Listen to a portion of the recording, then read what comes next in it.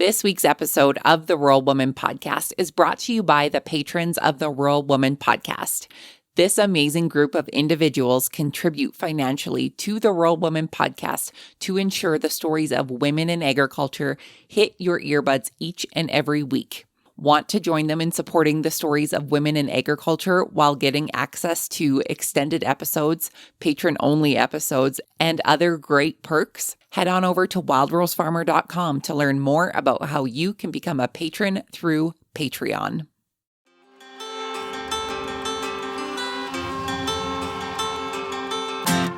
Hi, I'm Caitlin Dubin, and this is the Rural Woman Podcast. I'm a first-generation farmer who married into agriculture. Born and raised in a city, I was so unfamiliar with where my food came from, but I was determined to figure it out. Through my journey into agriculture, I saw women who were strong but humble, often taking a back seat. To me, these women were leaders who deserved a seat at the table. I created the Rural Woman Podcast to share the voices of women in an industry whose stories often went untold. The rural entrepreneurs who live and breathe their work, full of grit and pride. We come here to share our stories, to be in community with each other, to be challenged and inspired, but most importantly, to be celebrated and to be heard. We may not all live, farm, ranch, or homestead the same, but we are all connected. We are rural women, and our stories are worthy of being told.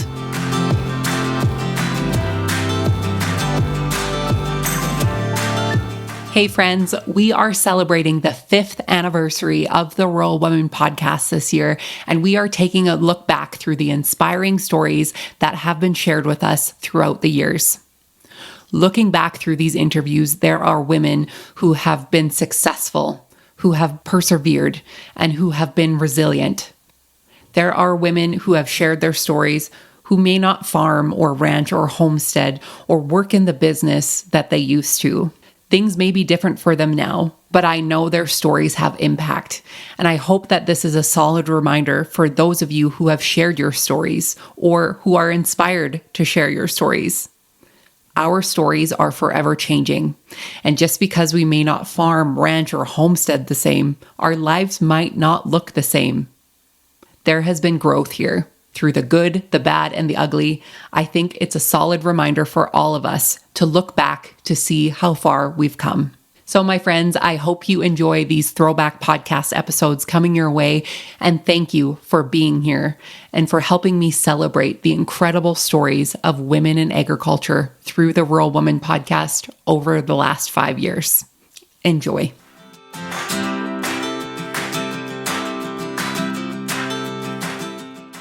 Today, you'll meet Stéphanie Schiffgens. So for the listeners familiar with you, give us your background of who you are and where you're from. So let's see. I was born and raised in the southwest of France on what we call in farm maraîchère. So my dad grew a lot of produce and was kind of instrumental in bringing into the valley where I grew up, a way of growing food year-round with large greenhouses. And sort of the technology came from the Netherlands, and it was in the 80s. So I grew up with a lot of produce rotations all the time: lettuce, eggplant, tomatoes, strawberries, some cereals as well, corn, wheat, things like that. So yeah, I grew up around produce. And I also grew up we had horses. So I spent my childhood, eating good food and riding horses. And then in my early 20s, I made my way to the United States. I married into an American family and came here for what I thought would be a time, but sort of fell in love with the Pacific Northwest, and we sort of settled in the Pacific Northwest. Tell us more about your farm in the Pacific Northwest and what you produce on Apple Tree Farm. So it is what I call then a small, diversified urban farm. We have about 10 acres. And we run our sheep on about 6 or 7 of these 10 acres. with what we call intentional rotations and intentional grazing. So within a perimeter that is set around the farm, I move portable all the time. They eat an area. Whatever they don't eat, I mow and I move them to a different area. And this way I utilize the land that I have, in the best that I can, so that I don't have to import too much for the sheep on the farm. They're very efficient grazers. And then I have about half of an acre of gardens, including a large hoop house, which allows me to increase my season by starting earlier in the spring and by, I still have greens in my in-house. So I probably have maybe a month or two where there isn't a lot of fresh food. But the rest of the time, we're always able to, forage something, harvest something in the greenhouse. So that's kind of the setup. I run a small flock of Gotland sheep. I have about 15 ewes that I breed, some lamb. My breeding program is pretty essential to the financial well-being of my farm, if I can put it this way. I try to work really hard on producing good quality products, so some ewes that will contribute to, making more Gotland sheep and some good rams. So that's what I do. Raise these Gotlands. They're if I can put it this way, a multi-purpose animal for us.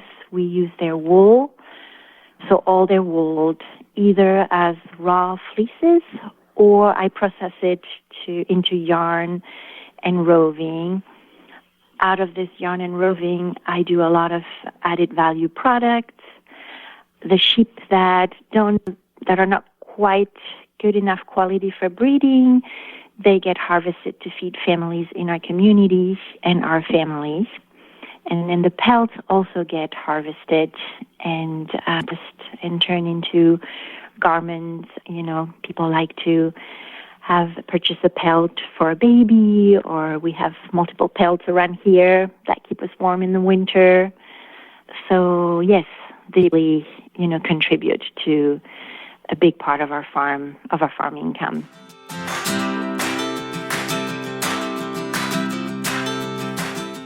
On this week's episode, you'll meet Marcia Cripps. For the listeners who may be unfamiliar with you, give us your background and how you got your start in ag.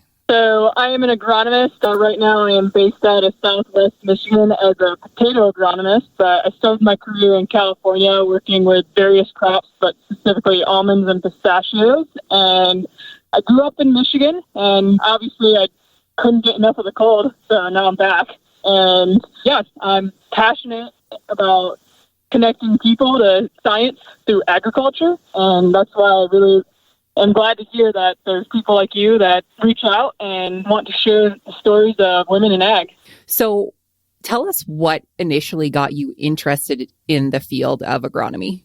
So I grew up on a farm in Michigan, and my grandparents, they farmed apples and blueberries. My dad had corn, soybeans, alfalfa, and I didn't think I would end up going into agriculture. I studied something else in college, but I took one course. It was at Michigan State University called Intro to Agriculture, Agribusiness, and I really enjoyed that class and ended up spending more time doing that along with my crop and soil sciences classes. I originally took them as an elective, and I knew after that one semester that this was it for me, and I did an internship in Michigan, and that's what solidified it, and that's where we are today. Tell us more about the experience that you've had with the various crops. You mentioned different crops in California, and now you're in Michigan with potatoes. Tell us more about the different experiences and the different crops that you've been able to work with. It's been a real blessing. I'm very blessed that I grew up in Michigan. That's already a diverse state that's got multiple crop types. And then when I moved to California, it was, I believe the statistic is over 300 different crop types. So it was a challenge. There was definitely a learning curve, but I loved it. I was always learning something new, and I was challenged in a positive way. And from those multiple experiences, that actually helped me do really well in my current job with potatoes. So I went from working with multiple crops to one crop, and people don't realize it, but sometimes working with almonds, you learn about a product or you learn about something new, and that can cross over to potatoes. So it was a very positive experience and challenging experience to work with multiple crops, and I'm extremely blessed that I got that opportunity. For sure.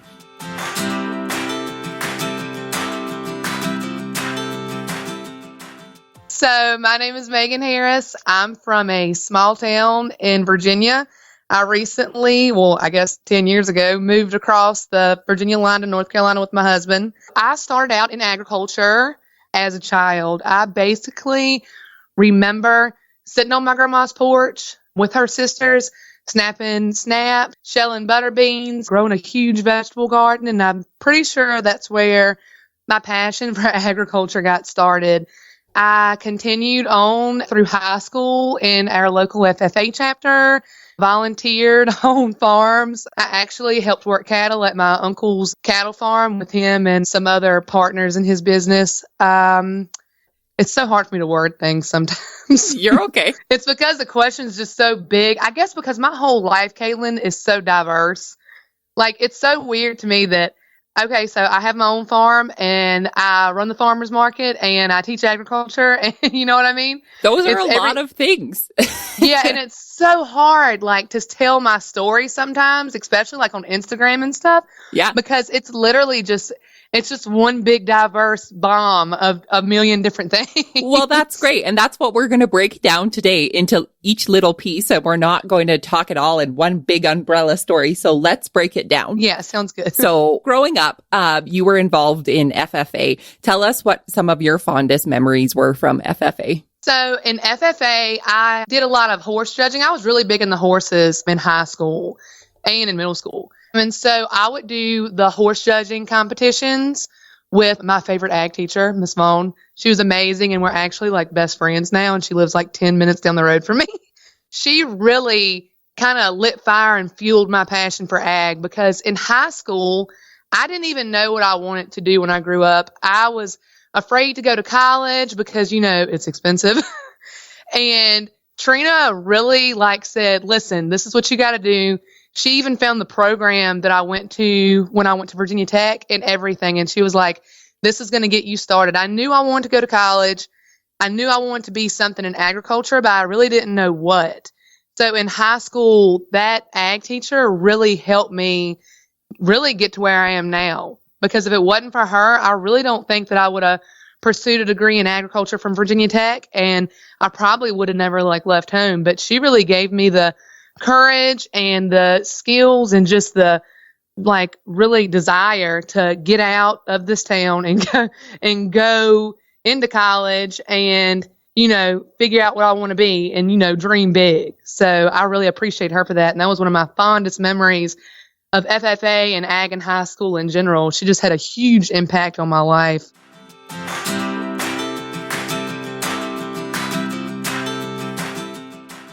This week, you'll meet Abra Morawiec. Tell us about who you are and where you're from. So my name is Abra. I am the co-owner and operator of 50 Acres Farm. We're in Southfield, New York. And for those of you wondering where that is, that's on Long Island, as we like to say it. It's on the North Fork of Long Island. And we raise pasture-raised game birds and specialty poultry for direct sales to customers. So let's talk more specifically about what you're producing on the farm and the different birds that you're producing. Tell us more about the different breeds and species of birds that you have on there. Because like you said, it's not a regular typical chicken farm. You guys have a lot of different unique birds. Yeah, we have a lot of different unique birds because that's what the markets are calling for. We have plenty of farmers out here who are raising chickens, specifically Cornish cross broilers, which are a commercial hybrid chicken. And they grow very, very quickly on very low rain, and you're able to turn them over quickly and make profit from them, which is great. But there's so many people out there already doing that. Chris and I wanted to do something different because, again, like I said, when I was working for the other chicken farmer, people were looking for things that were familiar to them from home. So we have a lot of customers that are Latino, Eastern European, Asian, people who maybe were not born here but now live here in America and are Americans, but they are looking for food that is familiar. And a lot of the breed that we raise are familiar to them. So we started with quail because they're small, they're easy to manage, and there was a huge demand for quail and quail eggs locally here on the North Fork. And now I find in the city, because almost every other culture regularly eats these tiny, fat, delicious birds. We started raising guinea hens and silky chickens. The guinea hens are originally a West African game bird, but now they're pretty well cemented in American and European agriculture.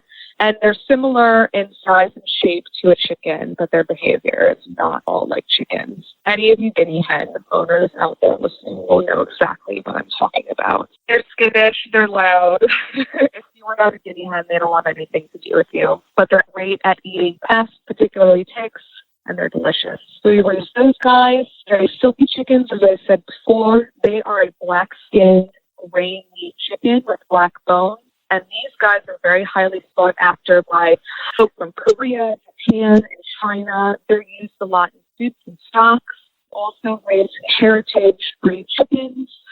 And what I mean by heritage is they are not hybrid chickens. These are chicken breeds that have long storied histories, either here in the United States or in another country. And they always are able to mate naturally. So a male and a female, let's say barred rock, which is a heritage breed. If you mate a male barred rock with a female barred rock, you will get a barred rock. That's not the case with a lot of commercial hybrid chickens like the Cornish cross. If you mate a Cornish cross male with a Cornish cross female, you will not get a Cornish cross chicken. You will get a genetic throwback of one of the breeds that was used to make that chicken.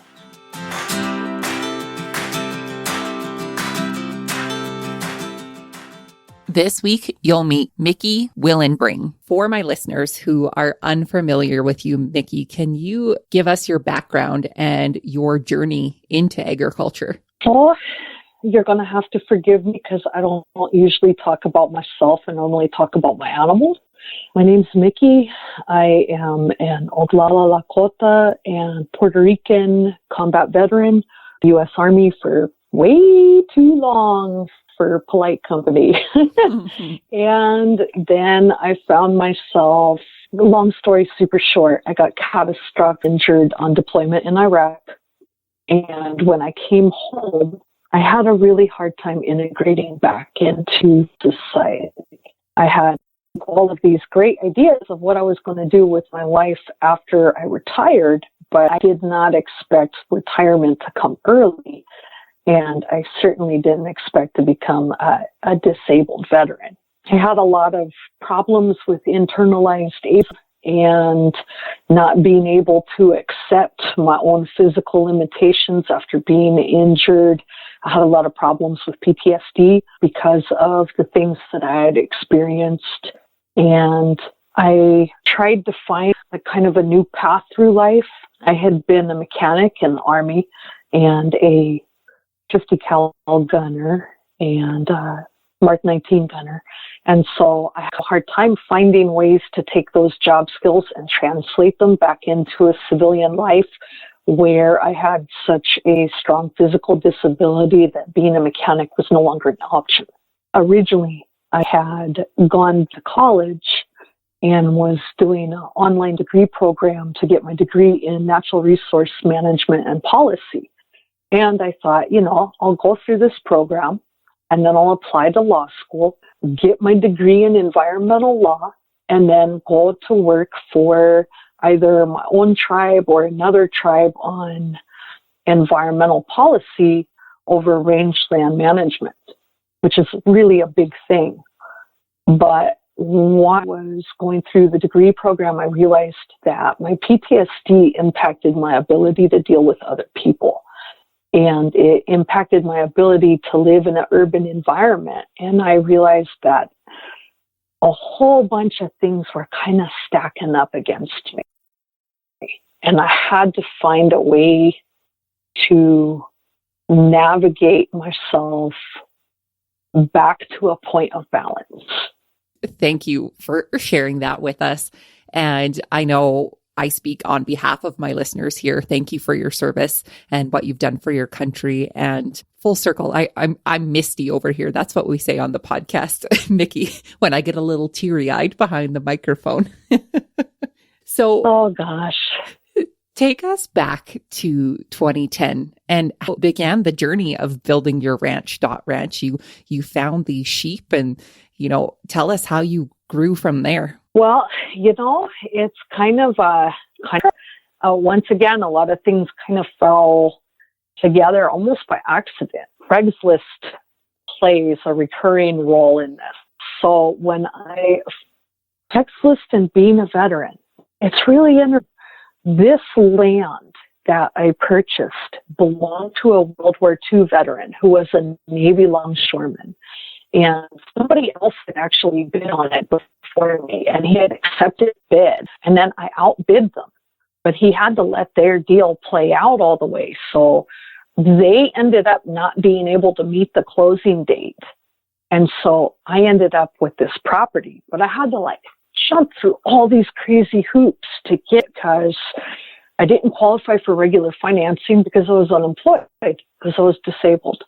My income was freaking crappy because my only income was from my disability.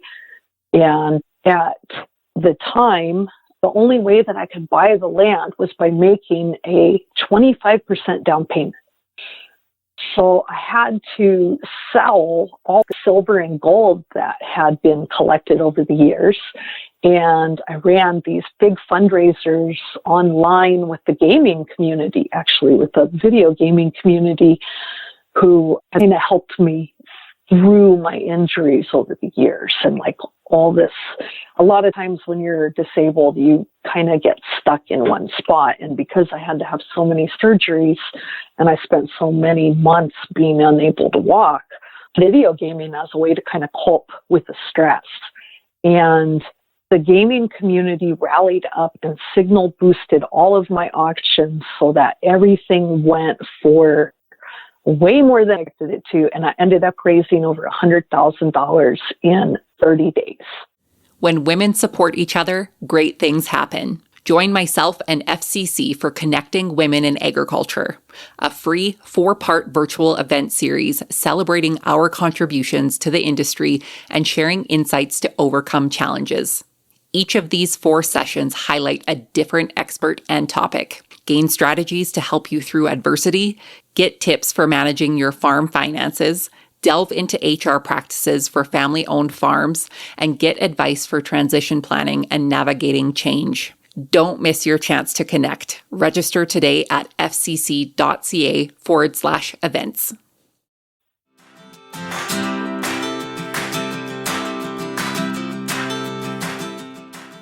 So my name is Ashley Clark. You can call me Ash, but my husband and I purchased our farm and our house in 2016. We named it Sacred Roots Maple, 68 acres of literally just a maple sugar bush.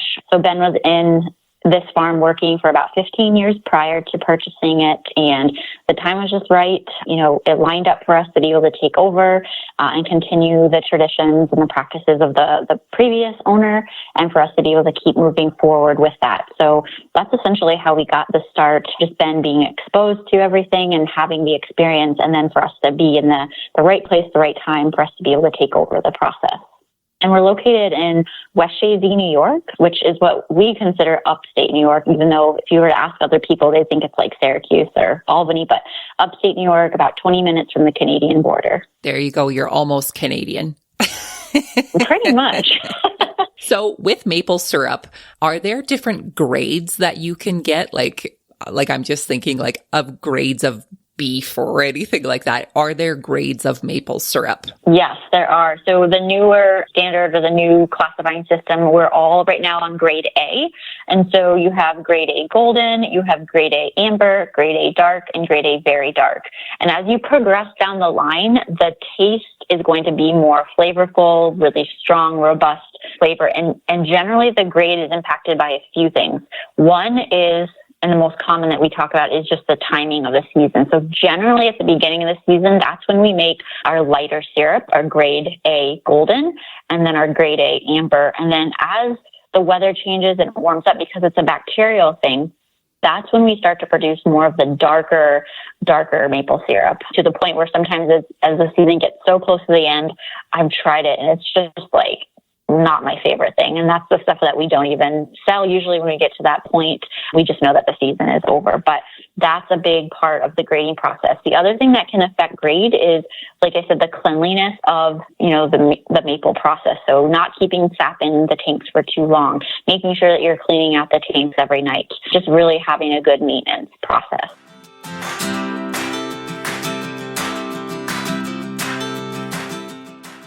Let's start. Where are you from? Who are you? Who is Becca Matthews?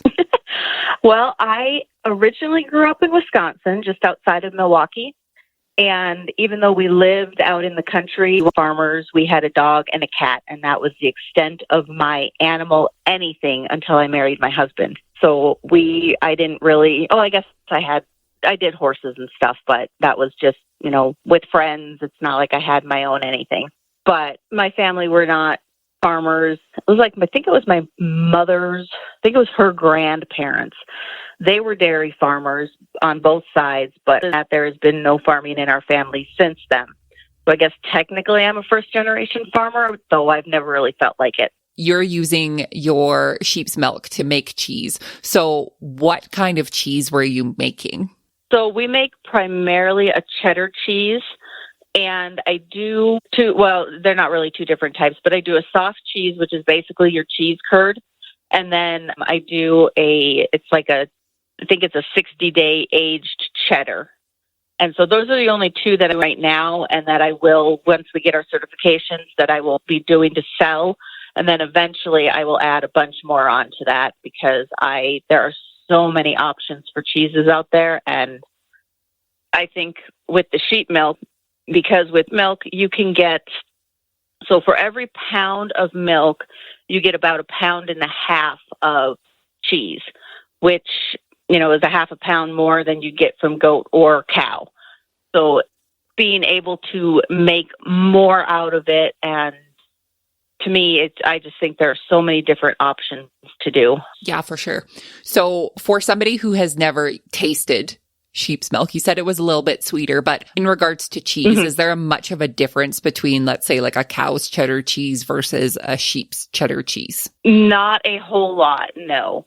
It will be a little creamier because she's thicker, so it will be a little creamier than your regular cow cheese, but taste-wise, it is really, really comparable. That's very cool.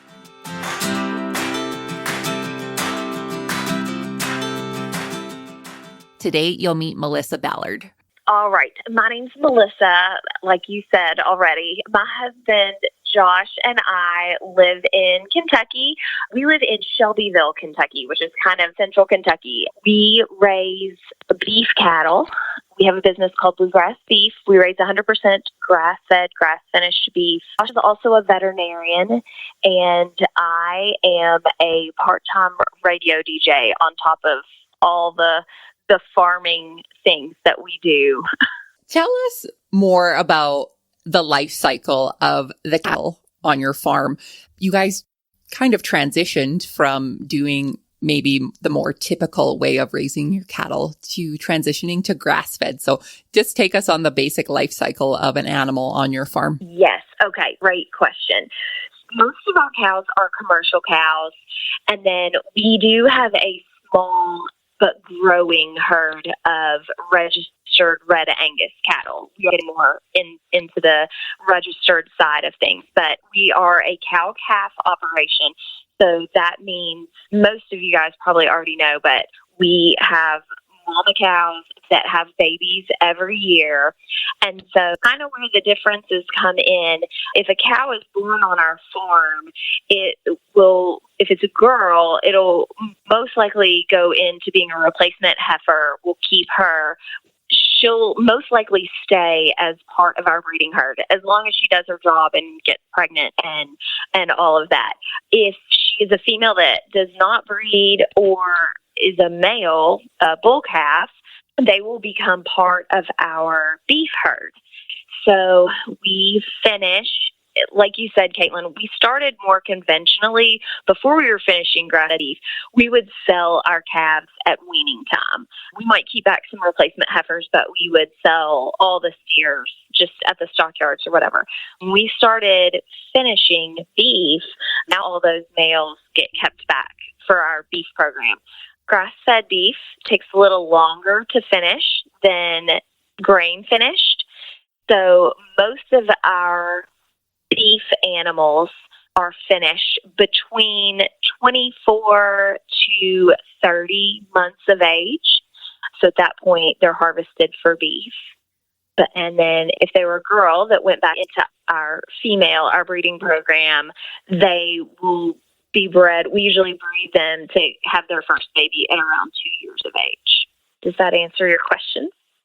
That absolutely answers my question. You did well. Yay! You did well.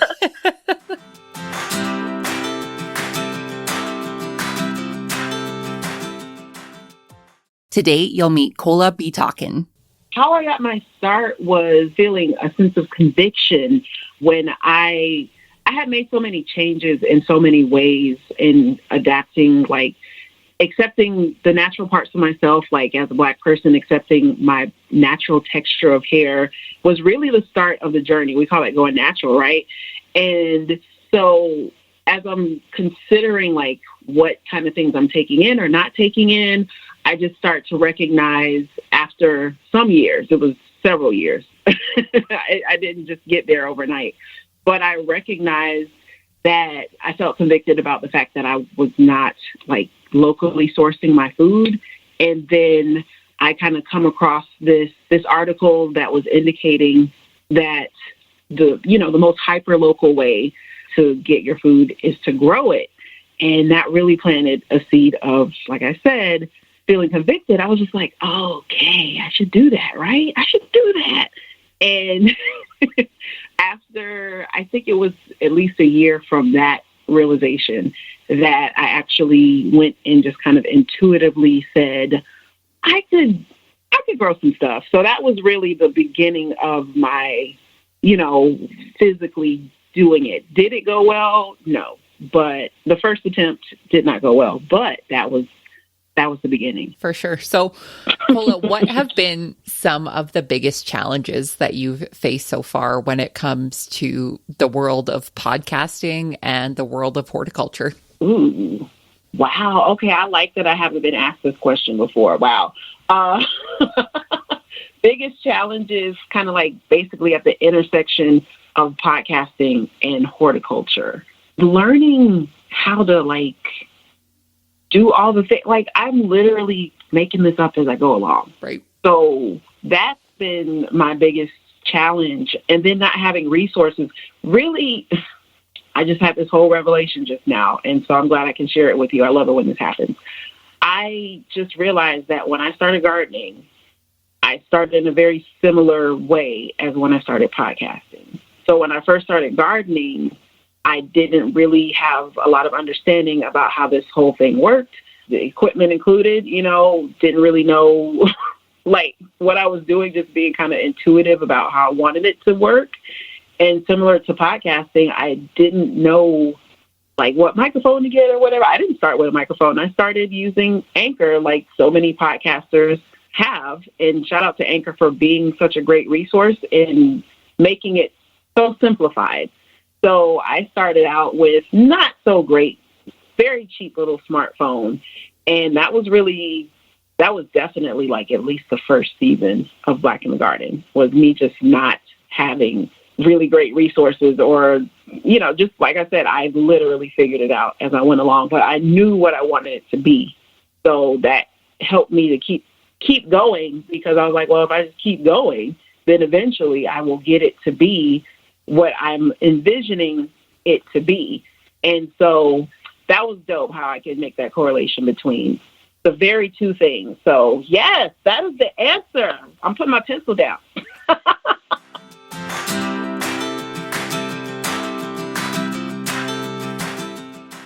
Well, my name is Elaine Vandiver, and my husband and I have a little 10-acre farm in Walla Walla, Washington, where we primarily raise alpacas for their fiber, and we have a cut flower farm as well. Both things sound like so much fun, and I am excited to learn more about both of them.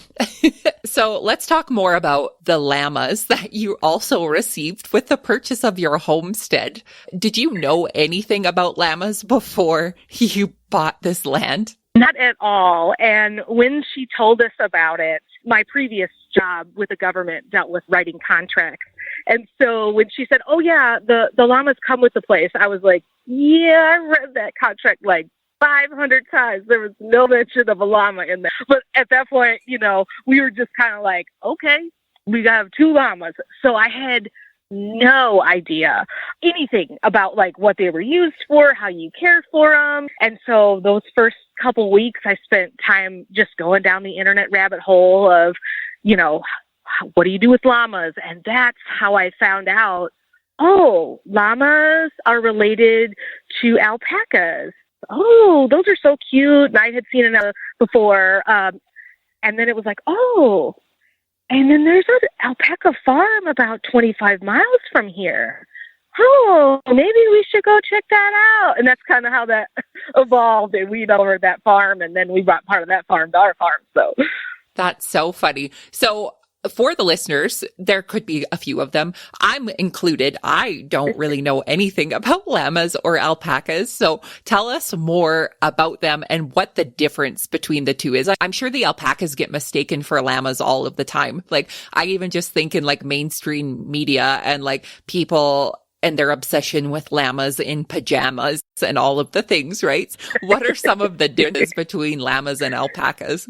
Oh, no, and I was in the same category. So they are in the same species. They're all camelids, camels being at the top of species. So the primary difference between a llama and alpaca, in my personal opinion, is size.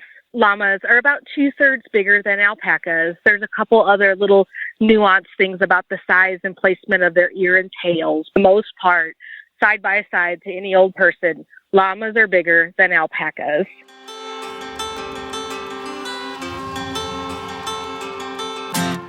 Thanks for listening to the Rural Woman Podcast.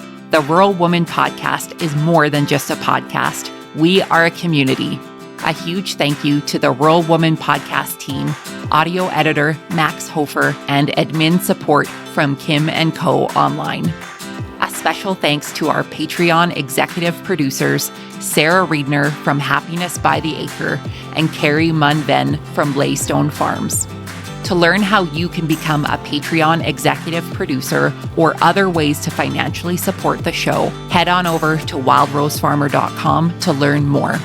Be sure to hit the follow or subscribe button wherever you listen to the podcast to get the latest episodes directly on your playlist. And if you are loving the show, please be sure to leave a rating and review on Apple Podcasts or any other platform that accepts ratings and reviews. You can connect with us on social media at The Rural Woman Podcast and with me at Wild Rose Farmer. One of the best ways you can support the show is by sharing it. Send this episode to a friend or share on your social media. Let's strengthen and amplify the voices of women in agriculture together. Until next time, my friend, keep sharing your story.